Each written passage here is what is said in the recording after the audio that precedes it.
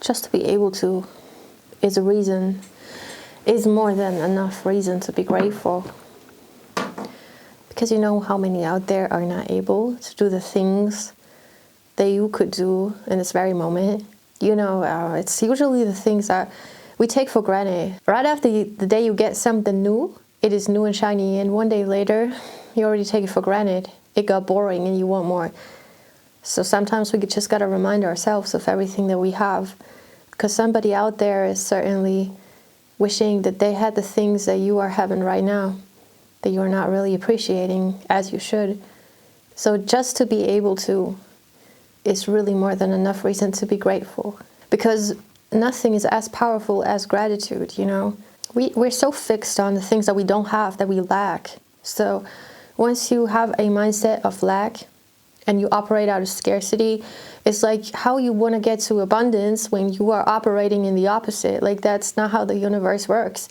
The energy you send out, you get back. So if your mindset is scarcity, your mindset is pitying yourself, is like, oh, I don't have things I'm actually deserving of. Yeah, well, you speak truth into your life. So those things are not going to show up once you, they're not going to show up when you have that mindset. But if you break it down, it's actually that simple. Just to be able to means that you can be grateful. Grateful for everything. And of course, not every moment of the day is going to feel like gratitude. But it's really easy, you know, why not make it a routine that every morning, every night, before you go to sleep, you are grateful for those things. Because they're not a given, right?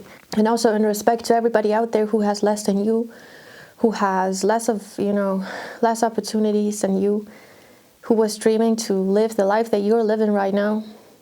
I feel like in respect to every single person out there, that we should be grateful, more grateful, okay? And you also get it back, because once you, turn that switch from scarcity to abundance, which is not that easy, I know, but it gets easier when you become more grateful.